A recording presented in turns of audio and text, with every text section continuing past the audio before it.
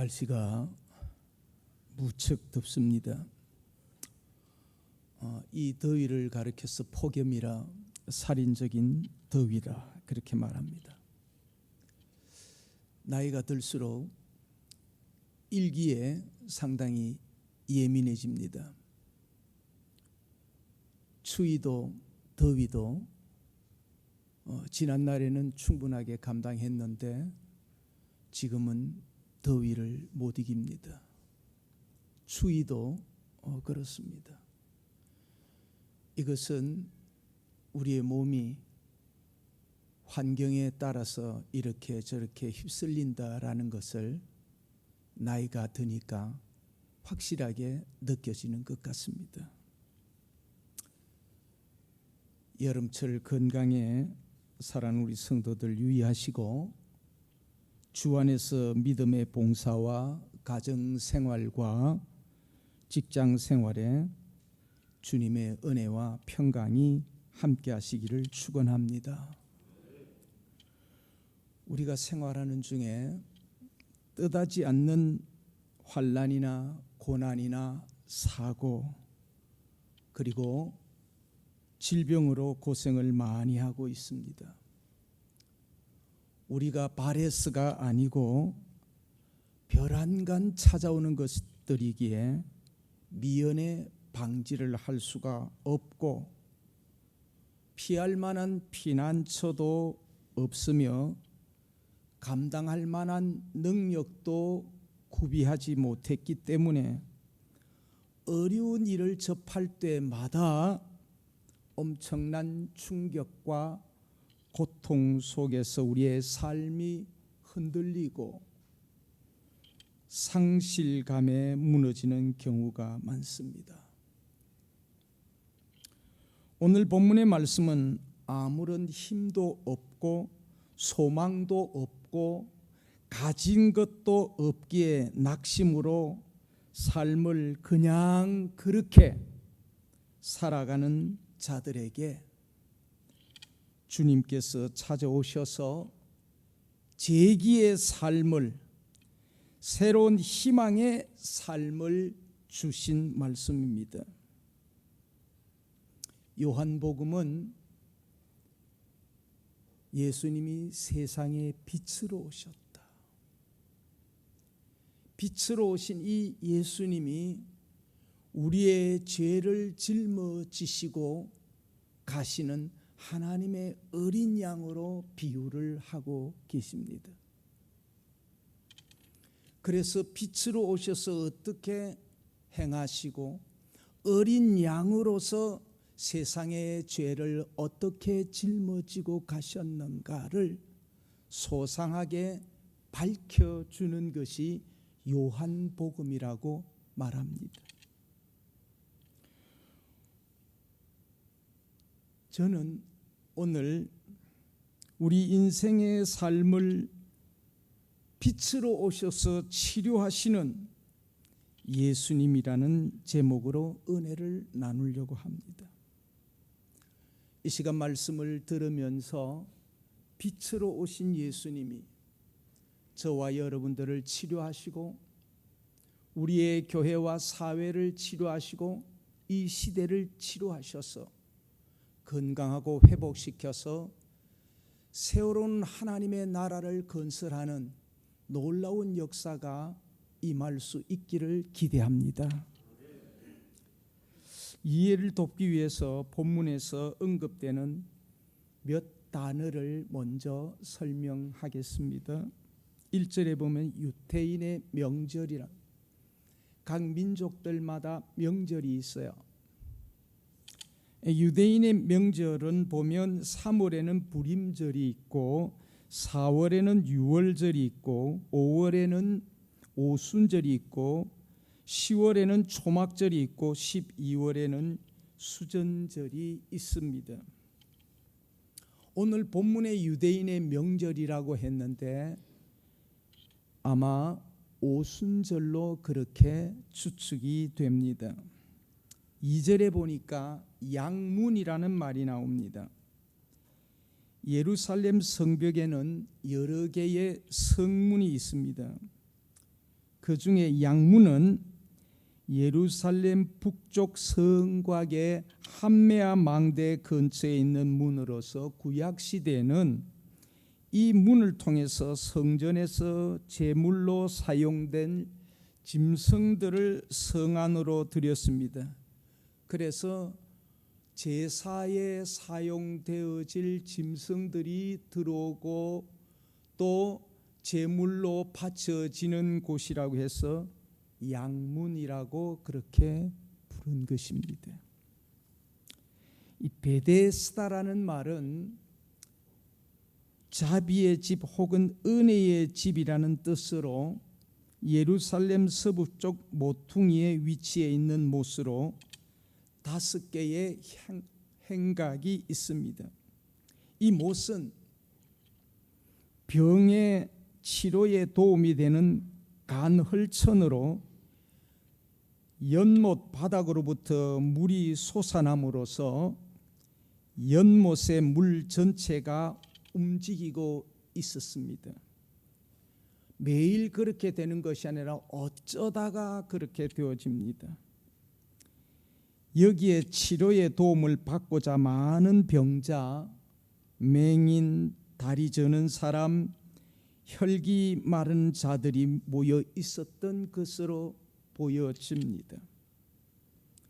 본문에서는 베데스다 연못가에서 예수님께서 38년 된 병자를 치료하신 사건을 주되게 기록하고 있고, 그리고 그 병을 치료한 날이 안식일이라 예수님을 시기하는 자들이 어떻게 안식일에 병을 고치냐라는 질문과 함께 예수님을 향해서 계속적인 도전과 안식일을 범하는 우리의 신앙에서 위배되어진 자라고 합니다. 이때 예수님은 내 아버지께서 안식일에 일하시니 나도 일한다 라고 말씀하신 것입니다. 세상의 빛으로 오신 예수님은 사람을 구원하기 위해서 일을 하십니다. 안식일이라면 더 많이 일을 해서 사람을 구원해야 하는 것이 그게 하나님의 뜻일 것이고 예수님이 오신 목적이기도 할 것입니다. 사람들은 이런저런 구실을 갖다 대면서 이래서 안 되고 저래서 안 되고 또 이런 법이 있으니까 이 법에 위법이 된다라고 해서 문제를 자꾸 제기합니다. 오늘 치료자 예수님께서 우리 예배 가운데 임하셔서 우리의 병든 부분들, 우리가 안고 있는 고민과 염려하고 회복되어져야 할 부분들을 깨끗하게 치료해 주는 귀한 시간이 되어지기를 원합니다. 근자에 와서 환자분들이 많이 생기다 보니까 저도 기도하는 가운데 이 설교는 한번 하고 가야 되겠다, 그런 마음을 갖게 되었고, 한 35, 6년 전에 제가 강원도 철원에서 목회를 하다가 그 당시에 할렐루야 기도원이라는 기도원이 생겨지면서 환자들이 엄청나게 모였습니다.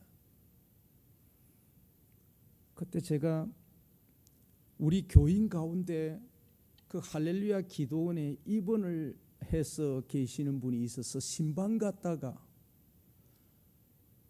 잠깐 신방 예배를 드린다. 아이고 목사님, 저는 전라도에서 왔고 저는 경상도에서 왔고 저는 제주도에서 왔는데 우리 목사님은 못 오십니다. 저를 위해서 기도해 주는 분이 계시질 않습니다. 목사님이 오셨으니까 저를 위해서 기도를 좀 해 주시죠. 이러면서 성큼성큼 모여드는 사람들이, 나는 한 사람 바라보고 갔는데 모여든 사람들이 20명 30명 그렇게 되는 거예요. 감당할 수가 없어요. 제가 이거 그럴 게 아니고 모여서 여러분들 위해서 기도하고 말씀을 내가 전하면 좋겠다. 그래서 김계호 원장인데 이야기를 했더니 광고를 때리는데 2시에 철원중앙교회 목사님이 오셔서 말씀을 증거하게 되었으니 강단에 모여주세요. 그때 한 10,000명 정도 모였습니다. 그래서 말씀을 증거하면서 어떤 큰 기적과 능력이 그때 바로 일어났습니다. 폐결핵 환자가 그 자리에서 일어난 일이 있었거든요. 이러고 난 다음에 제가 오후 2시에 주 강사가 돼가지고 매주 목요일마다 와서 내가 집회를 인도하게 되었습니다. 그때 암 환자의 그 종류가 38가지더라고요. 우리 집사님, 장로님, 권사님을 모시고 환자들의 기도의 제목을 받은데 막 가방이 가득해요. 기도의 제목이. 그래서 꽤 오랫동안 하는데 우리 경기 노회로부터 목사님 그 할렐루야 기도원에 가는 거 조심하세요. 아직까지 속단하기는 어려운데 여러 가지 문제가 많아요. 젊은 목사님의 앞날을 생각해 보면 조심해야 되고 발걸음을 끊어야 합니다. 그래서 이제 거기에서 나는 그 물이 이제 생수라 그래가지고 이제 물 가지고 문제가 됐지요. 그 이후로 노회로부터 이런저런 권면이 있어서 제가 그만 멈췄습니다. 물론 훗날에는 좋지 않은 방향으로 그 할렐루야 기도원이 변질이 되기도 했습니다마는 초창기에는 엄청난 역사가 일어났던 것. 저는 신유에 대한 것에 대해서 상당히 많은 노하우를 갖고 있는 것은 저나 우리 민웅기 장로님이나 김은석 집사님 어머님이 서울 청암교회 출신입니다. 서울 청암교회는 사실 대형 교회입니다. 그런데 거기에 은사가 아주 강하신 현신의 권사가 시무 권사였습니다. 용산 삼각지에서 집회를 할 때에 제가 주강사로 강도사였을 때 계속해서 말씀을 증거했댔습니다. 그런 연유로 통해서 이 신유에 대한 것을 너무 많이 보고 접했기에 그렇다. 하나님이 목사님들이 별로 신경 쓰지 아니하는 이 부분들, 교회의 성도들과 일반인들이 돈이 없고 힘이 없고 능이 없고 병으로 치유하지 못하는 것들을 신의 역사로 치료가 되는구나. 이 성령의 이 신유의 은사에 대해서 그때 제가 굉장한 많은 도전을 받게 됐습니다. 우리 민장로님 딸도 백혈병 병원에서는 제껴놓았습니다. 현신의 권사님의 기도 한 방으로 딱 나서 버렸습니다. 그러니까 저분도 신유에 대한 것은 확실하게 믿고 있다라는 것입니다. 우리가 수요 기도에, 금요 기도에, 주일날 여러분들 얼마나 몸부림치면서 기도합니까? 간절한 마음으로 영혼을 놓고 기도하는데 그 기도가 하나님 앞에 상달되어져서 베데스다의 역사가 이루어지기를 소망합니다. 그런 마음이 저에게 간절했기에 오늘 본문을 이렇게 선택했습니다. 치료자 예수님께서 38년 된 병자를 만나 주셨습니다. 병자는 예수님을 만날 수 있는 준비가 안 돼 있었고 그분이 누구인지도 전혀 모릅니다.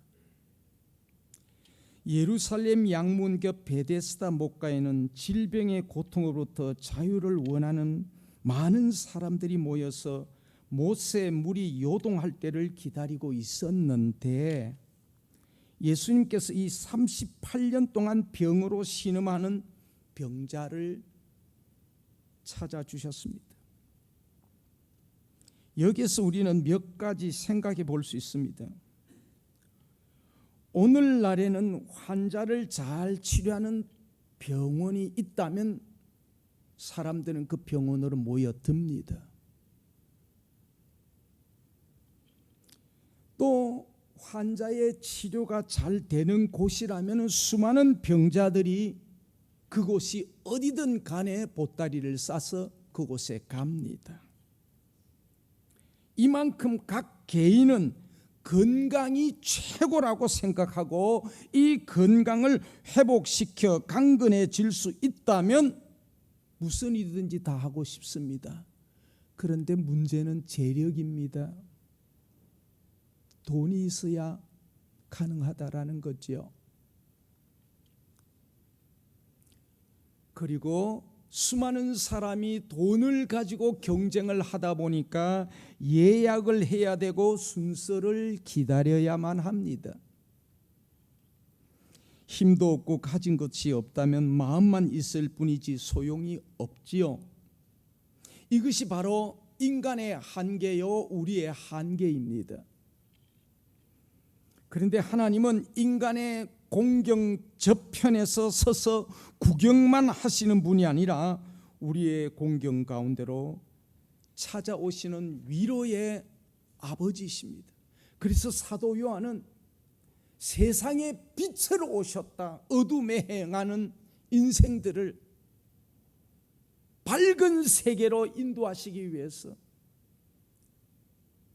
어둠으로부터 구원하기 위해서 이 모든 세상의 짐을 지고 살고 있는 인생을 구원하기 위해서 세상 죄를 짊어지고 가는 하나님의 어린 양으로 오셨다라고 요한복음은 정의하고 있는 겁니다.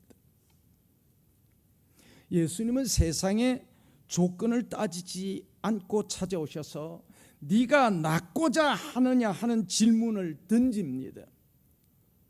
이 질문의 요지는 질문하시는 예수님을 전적으로 믿는 믿음으로 내가 너를 낫게 할 줄로 믿느냐라는 그런 질문입니다. 인간의 질병을 완전 무결하게 고치지는 못해도 우리는 의사를 믿기에 의사를 주목하는 겁니다. 오늘 이 시간도 우리의 구주 예수님께서 네가 낫고자 하느냐라는 질문을 던집니다. 여기에 우리는 예스라고 그렇게 대답을 해야 합니다. 왜 그러느냐? 요한복음 1장 12절에서 아주 중요한 말씀을 하시는데, 영접하는 자, 예수를 어떻게 영접하느냐라는 거예요. 너의 빛으로 영접하느냐, 이 말이에요. 하나님의 아들로 영접하느냐, 나의 구원의 주님으로 나의 모든 짐을 해결해 주는 분으로 영접하느냐에 따라서 상황이 바뀌어진다라는 거예요. 그래서 영접하는 자라는 이 말은 많은 의미를 담고 있습니다. 영접하는 자, 곧 그 이름을 믿는 자들에게는 하나님의 자녀가 되는 권세를 주셨다. 예수님의 사역 기간 동안 마가복음 16장 17절 18절 믿는 자들에게는, 주님을 믿는 자들에게는 이런 표적이 따르리니 곧 그들이 내 이름으로 귀신을 쫓아내며 새 방언을 말하며 뱀을 집어 올리며 무슨 독을 마실지라도 해를 받지 아니하며 병든 사람에게 손을 얹은즉 나으리라. 야고보서에서도 너희 중에 병든 자가 있느냐? 환난을 당하는 자가 있느냐? 즐거움을 당하는 자가 있느냐? 즐겁거들 난 찬송하고 환난과 고난 당할 때는 기도해라. 특별히 교회의 장로들을 청해서 기도해라. 병 낫기를 위해서 기도하되 죄를 고백해라. 믿음의 기도는 병든 자를 일으키느니라. 할렐루야. 질병이 꼭 죄로 말미암아 되어진 것은 아닙니다마는 오늘 본문에서는 이 사람이 깨끗하게 치유를 받았을 때 주님이 찾아가셔서 그 사람에게 더 심한 것이 생기지 않도록 다시는 죄를 범하지 말아라, 그렇게 말했습니다. 성경은 죄 때문에 병이 생기는 경우도 있고 하나님의 특별하신 섭리가 있기에 병을 주는 경우도 있습니다. 바울 사도의 가시는 그가 죄를 지어서 그런 병을 가진 것은 아니었다고 합니다. 아무튼 하나님의 섭리 속에서 우리는 우리의 생각대로 설명하거나 해석하지 말고 하나님 앞에 맡기고 세상의 빛이 되시고 구원의 주가 되시고 하나님의 아들 되신 주님이 나를 치료해 주시기를 원합니다. 나를 만져주시기를 원합니다. 나를 만나 주시기를 원합니다. 당신이 내게 낫고자 할 때에 핑계대지 말고 사람들이 넣어줘야만 내가 갈 수가 있습니다. 주님 앞에 자꾸 다른 핑계대지 말고 의심하지 말고 당신 누구인지 그런 거 따지지 말고 오늘 우리는 믿는 자들이니까 이분은 나의 구주, 나의 하나님, 나의 빛이요, 나의 능력이다 믿고 아멘하고 영접하는 성도들 되어지기를 원합니다. 문제는 영접입니다.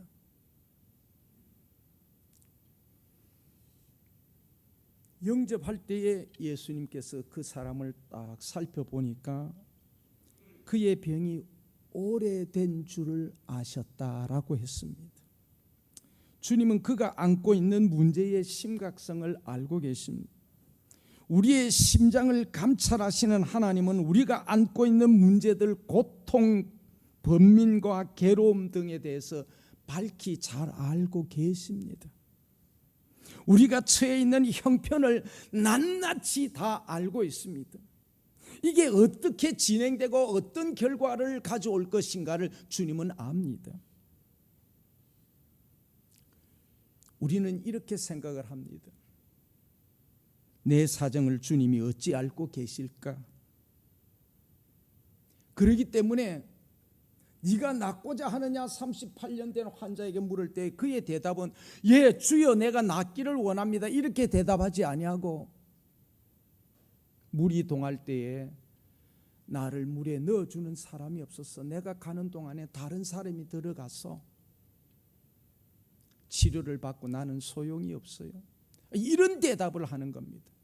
이 말 속에는 당신이 나를 고칠 수 있는 사람인가? 나는 그렇게 보지 않는다. 천사가 내려와서 그때 타이밍을 잘 맞춰갖고 내가 먼저 들어가면 되는 거야. 그걸 지금 이야기하고 있는 겁니다. 세상의 전설을 이야기하고 있습니다.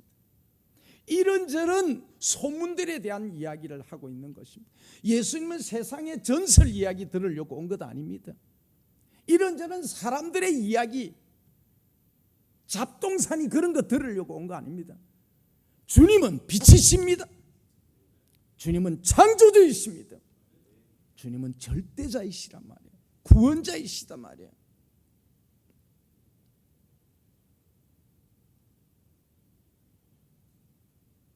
우리는 의심하지 말아야 합니다. 그래서 의심이 될 때마다 이 의심을 이길 수 있는 방법으로 제가 두 가지를 제시할 수 있는데 하나는 찬송이요 하나는 기도다.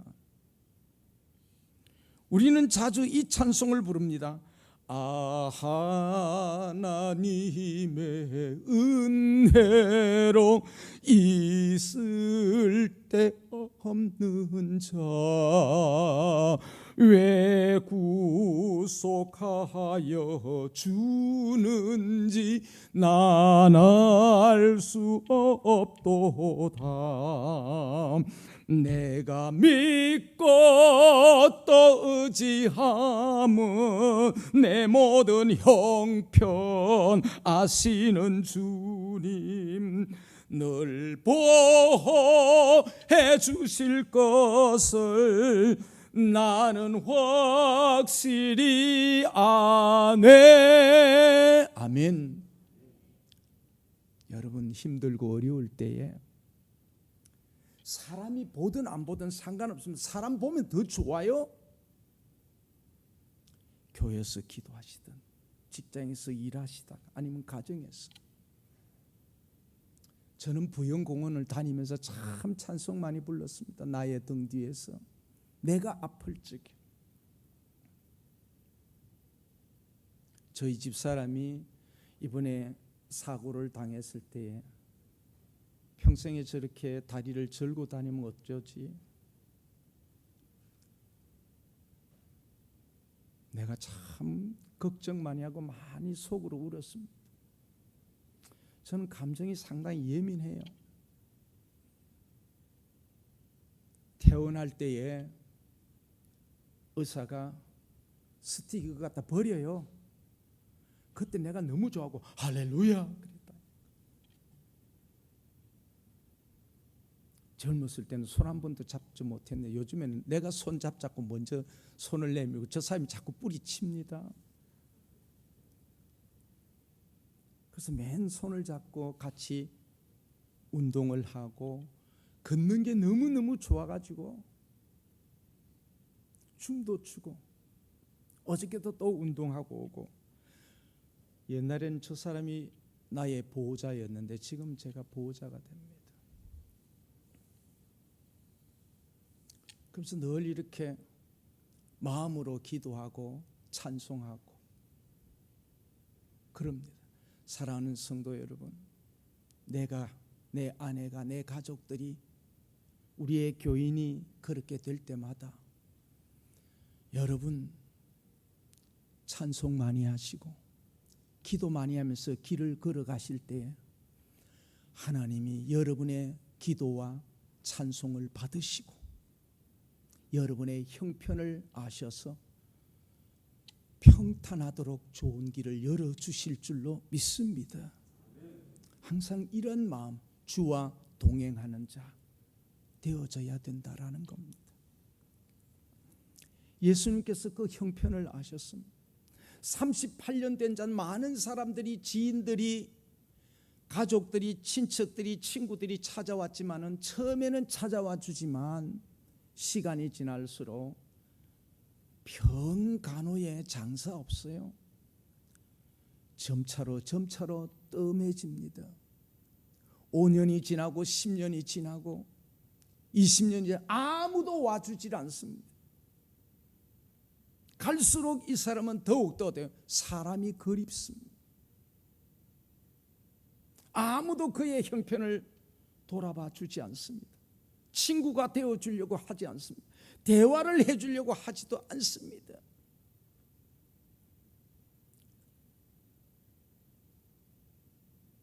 여기 남자분들 많이 계시니까 제가 늦게 철이 좀 들어서 그런데 설거지 하는 것도 참 이거 행복하더라고. 어떤 젊은 놈이 말이야, 주방은 말이야 나의 영역이니 그러면서 이상한 노래를 쳐 불러가지고 인기를 좀 얻었습니다만 그놈 대단히 미친놈이라나 그랬어요. 무슨 노래를 저렇게 하고 이 옷에다 뭐 주걱구 턱을 달고 뭐 이러고 있네. 지난 주일날에 우리 노예 서기 목사님 위임식이 있어서 제가 권면하기 위해서 갔다가 식사를 할 적에 목사님들이 쭉 앉아서 식사를 하는데 물어봤습니다. 이 노회장 어디 설거지 좀 하느냐 그러니까 아니요. 지난 노회장인데 물었어요. 설거지. 그런 또라이가 있습니까? 다들 물어봤으니까 한다는 사람이 없어요. 근데 말이요, 나는 우리 교회 장로님인데 물어봤어. 우리 이장로님인데 물어보니까 2년 전부터 했다 그러더라. 우리 민장로인데 보니까 안 하면 맞아 죽을까 싶어서 항상 한다더라. 참 기가 막혀서 새로운 목사님인데 설정 물어봤어요. 허냐고. 그러니까 헌데 우리 애들 보니까 다 하더라고. 그 나는 한다 그러니까 할 일이 없으니까 이제 하는 모양이네 이러더라고. 그래서 우리 노예는 아직까지 가부장 제도가 너무 강하다, 그런 느낌이 들었어요. 근데 참 이 설거지하고 음식물 쓰레기 버리고 그 쉬운 일은 아니지만 아내를 이해하게 되고, 요즘에는 그냥 즐거운 마음으로 군소리 안 하고 그냥 합니다. 그것도 아내를 이해하면서 주시는 행복이 좀 있더라고. 옛날 같으면 어림없는 일이지, 나 현역이야 이러면서 그럴 텐데 안 그렇습니다. 살다 보니까 서로의 형편을 이해할 줄 알아야 된다. 이게 눈이 열리는 거다라는 것입니다. 사랑하는 성도 여러분, 내 형편만 가지고 의논하지 말고 염려하지 말고 형제와 자매와 주의 종들의 형편도 여러분 보시고 기도하면 좋겠어요. 너무 우리가 이기적입니다. 자기만 봅니다. 자기만 가장 어려운 줄로 생각하고 있습니다. 그런데 이게 열려지더라고. 예수님께서 그의 병을 치료하셨습니다. 주님은 아무도 기대할 수 없는 방법, 말씀으로 그를 치료하사 38년 동안이나 그를 속박했던 질병으로부터 풀어주셨습니다. 38년 동안 모든 사람들에게 버림받고 잊혀진 존재를 주님께서 해결해 주셨습니다. 예수님께 나오면 모든 문제가 해결됩니다. 그분은 우리가 안고 있는 모든 문제들을 권능적으로 치료하시는 분입니다. 사실 우리들은 우리들의 열악한 상황을 개선할 용기를 갖지 못한 채 그대로 살아가는 사람들입니다. 그렇다면 열매 맺고 건강한 삶을 유지할 수 있는 비결이 뭔가? 그것은 그리스도 안에 있는 것입니다. 바울 사도는 이렇게 우리에게 말씀하고 있습니다. 내게 능력 주시는 자 안에서 내가 모든 것을 할 수 있느니라. 지금도 능력 주시는 주님 안에서 치료 중인 분들이 있음을 믿으시기를 바랍니다. 치료자 예수님은 우리들의 모든 문제와 고통을 극복하게 해주시며 능히 이기실 뿐만 아니라 기쁨과 소망에 겨워 가슴 벅차오르는 감사와 감격, 역동적인 그런 삶을 살게 해주시는 것입니다. 사랑하는 성도 여러분, 말씀의 역사는 계속해서 중요한 교훈을 우리에게 던져주고 있습니다. 말씀으로 치료하시고 회복시키시는 하나님의 선하신 목적대로 주님의 백성이 온전하고 새롭게 치유되고 변화되어서 세상을 변화시키고 우리들의 삶을 통해서 교회가 부흥되리라 믿습니다. 주님이 찾아오시고 우리가 복음성 부를 때 주님이여 찾아오시고 여기 계시옵소서, 자정하시옵소서, 그리고 우리 찬양하잖아요. 그리고 우리의 형편을 돌아봐 주시옵소서. 나는 우리 이 목사님이 주여 은혜를 베풀어 주셔서 주여 우리를 긍휼히 여겨 주시옵소서, 주여 우리를 살려 주시옵소서, 주여 우리에게 은혜를 베풀어 주셔서 목이 터지라고 몸부림치는 그 모습 속에서 맞아, 지금 우리의 형편을 제대로 읽고 있어. 같이 마음을 모으고 뜻을 모을 때에 우리의 기도가 하나님 앞에 쫙 올라가는 줄로 믿습니다. 함께 할 때에 기도의 줄이 잡히고 기도의 힘이 올라가게 되어 있는 겁니다. 그럴 때에 회복의 역사가 변화를 일으키고 변화는 부흥을 가져오게 되어 있는 겁니다. 주님이 찾아오시고 우리들의 형편을 돌아보시고 치료해 주시며 주님을 향한 우리들의 삶이 우리들의 세계를 변화시킬 줄로 믿습니다. 새로운 이정표를 향해서 자리를 들고 걸어가라고 말씀할 때에 걸어갔던 것처럼 우리도 네가 낫고자 하느냐? 주님 그렇습니다. 네가 회복되어지기를 원하느냐? 주님 그렇습니다. 변화되어지기를 원하고 부흥시키기를 원합니다. 그래 일어나 자리를 들고 걸어라. 아멘하고 우리가 순종할 때 이런 베데스다의 역사가 일어날 줄로 믿습니다. 하나님의 은혜가 우리 모든 성도들에게 충만하기를 주의 이름으로 축원합니다.